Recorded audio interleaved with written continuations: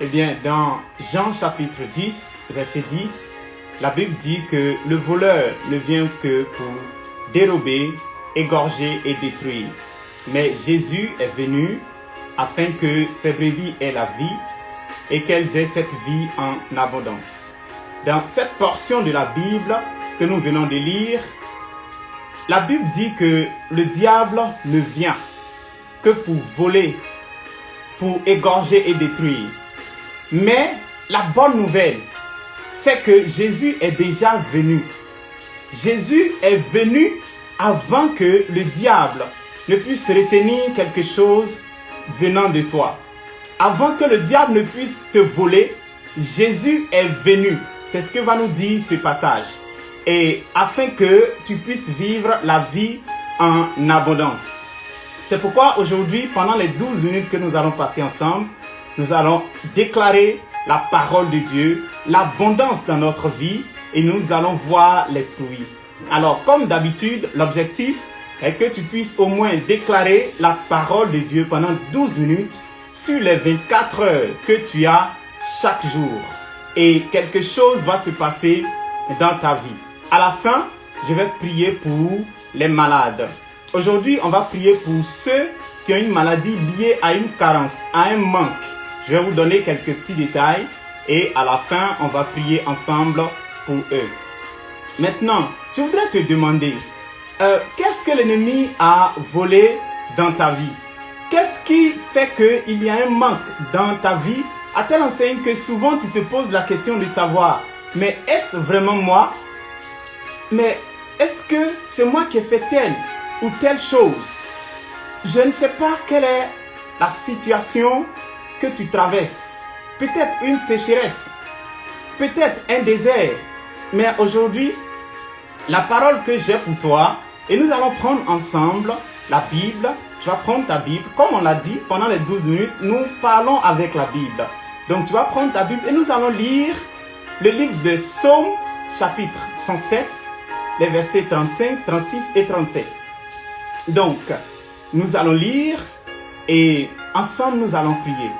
La Bible dit que Dieu change aussi un désert en étendue d'eau. Je ne sais pas quel est le désert que tu traverses. Une terre desséchée en oasis.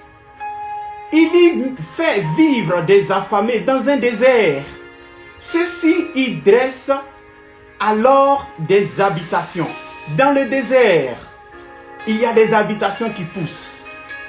La Bible dit qu'il ensemence des champs, il plante des vignes et en recueille les fruits. Ça veut dire qu'ils arrivent à travailler dans le désert, dans la sécheresse. Même quand il y avait l'endroit ou le lieu qu'ils appelaient vide auparavant, Dieu va faire en sorte que cette terre devienne fertile. Et la suite du verset, le verset 38 va nous dire que le Seigneur les bénit, il les rend très nombreux et ne laisse pas dépérir leur travail. Donc le Seigneur nous rend vraiment très nombreux ou fructifie ou multiplie nos activités ou l'œuvre de nos mains. Tu vas déjà commencer par identifier la situation dans laquelle tu voudrais qu'il y ait la vie en abondance, dans laquelle tu voudrais que le Seigneur puisse intervenir. Là où tu as envie de voir une abondance palpable et tu vas te disposer, tu vas fermer les yeux, moi je vais fermer les yeux quand on va prier et ensemble on va déclarer cette parole et quelque chose va se passer dans ta vie dans le nom de Jésus-Christ de Nazareth. Tu vas dire avec moi, Seigneur Jésus, je te remercie parce que tu continues de me faire du bien. Alors que le diable vient maintenant, toi tu es déjà venu. Tu es venu afin que j'ai la vie en abondance. Seigneur, je veux vivre cette vie en abondance dans ma vie. Seigneur, ta parole dit que tu changes un désert en étendue d'eau. La preuve est que tu as séparé la mer Rouge pour délivrer Israël, ton peuple, de l'ennemi. Seigneur, crée un oasis dans ce domaine de ma vie. Crée un oasis dans ce domaine qui est en train de mourir. Seigneur Jésus, fais-moi vivre dans ce domaine. En ton nom, Seigneur, je déclare la vie en abondance. Seigneur, je lis aujourd'hui dans le livre de Jean chapitre 11 verset 25 que tu es la résurrection et la vie. Et que celui qui croit en toi vivra. Quand même il serait mort, Seigneur, même si j'avais des doutes sur le fait que tu pouvais me délivrer de cette situation, Seigneur, je crois aujourd'hui que tu peux m'en sortir, que je peux être délivré de ce manque qui m'empêche de vivre en abondance. Seigneur Jésus, je déclare l'abondance, l'abondance, l'abondance, dans le nom puissant de Jésus. Seigneur, lorsque tu étais devant la fille de Jairus, dans Marc chapitre 5, verset 41, tu as saisi la fille par la main et tu lui as dit, Talitha Kumi, ce qui signifie, jeune fille, lève-toi, je te le dis. La Bible dit, Seigneur, qu'aussitôt la jeune fille se leva, alors qu'elle était morte. Seigneur, aujourd'hui, tu ne me saisis pas que par la main, mais tu vis en moi. Père, dans cette nouvelle saison, je prie qu'il y ait l'abondance dans ma vie et que j'arrive à impacter par ta vie tous les domaines morts de ma vie, comme tu as impacté la fille de Jairus. Dans le nom puissant de Jésus, Seigneur, dans cette nouvelle saison, tu n'as pas changé. Tu n'as pas changé. J'invoque ton Saint-Nom. Viens et souviens-toi de moi. Au nom de Jésus. Amen. Amen.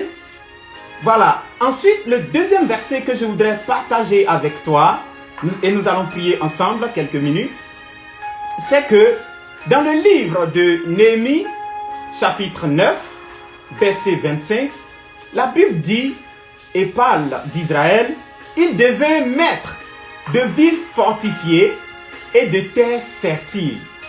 Il possédait les maisons remplies de toutes sortes de biens, des citernes creusées, des vignes, des oliviers, des arbres fruitiers en abondance.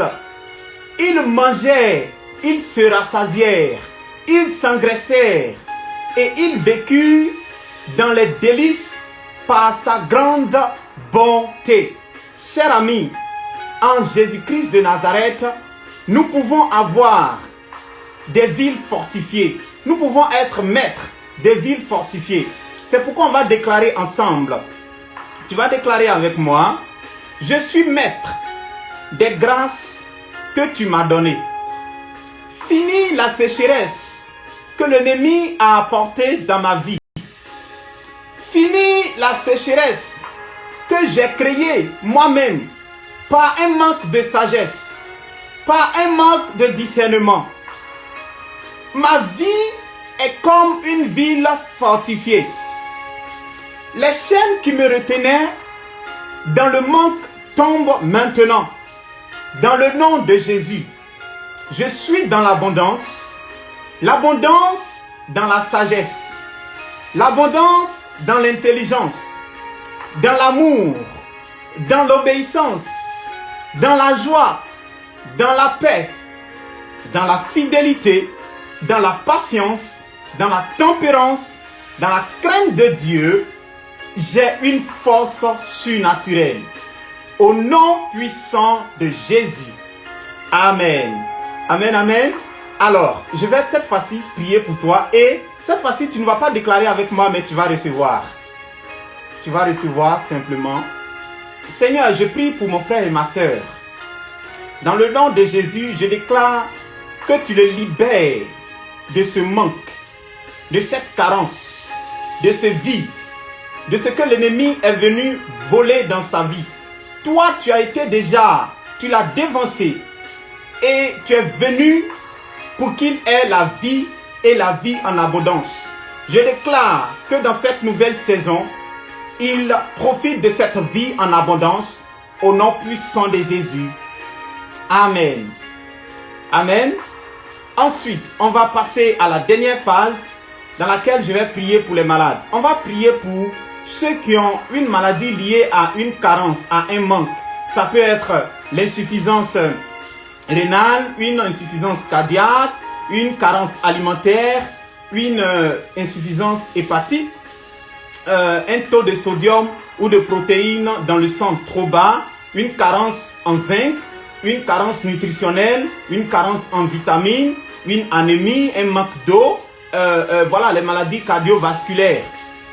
On va prier et la bonne nouvelle c'est que dans le livre de Luc chapitre 14 verset 1, et je lis, la Bible dit que Jésus étant entré un jour de sabbat dans la maison de l'un des chefs des pharisiens pour prendre un repas, les pharisiens l'observaient. Le verset qui nous intéresse c'est que la Bible dit au verset 2, et voici un homme hydropique devant lui. Le verset 4 va dire, il gardait le silence et ensuite Jésus avança la main sur cet homme, le guérit et le renvoya. Un hydropique c'est quoi? C'est qui? C'est quelqu'un qui a un manque. Aujourd'hui cette maladie s'appelle une anasac, c'est-à-dire quelqu'un qui a un manque, qui a une carence quelque part. C'est pourquoi je suis en train de te dire que quelle que soit la carence que tu as, le manque que tu as, Jésus guérit encore. C'est pourquoi à l'instant même où je vais prier, tu vas simplement mettre ta main sur ta tête et un courant va traverser ton corps et tu vas être guéri. Tu n'es pas obligé de le sentir physiquement, mais ça va se faire et Jésus-Christ de Nazareth va te guérir. Alors je prie pour toi. Seigneur, je prie pour cette personne qui est malade. Je déclare au nom puissant de Jésus que quelle que soit sa maladie, elle est guérie, elle est libre et elle glorifie ton nom. Je prie que de la même manière que tu as guéri ce hydropique, Père, cette personne qui manquait de quelque chose pour pouvoir vivre une vie en abondance, je prie, Père, que tu puisses te souvenir de mon frère et de ma soeur qui est malade. Et au nom de Jésus, je guéris cette personne dans le précieux nom de Jésus. Amen. Amen. Voilà, c'était notre émission. Cette fois-ci, on a parlé de l'abondance. On a déclaré ensemble l'abondance. Et je prie que tu puisses également partager, commenter cette vidéo et faire du bien à quelqu'un qui en a besoin. Car assurément ton commentaire amènera quelqu'un à pouvoir voir la vidéo et recevoir sa guérison dans le nom de Jésus. Que Dieu te bénisse et on a lundi pour le prochain épisode.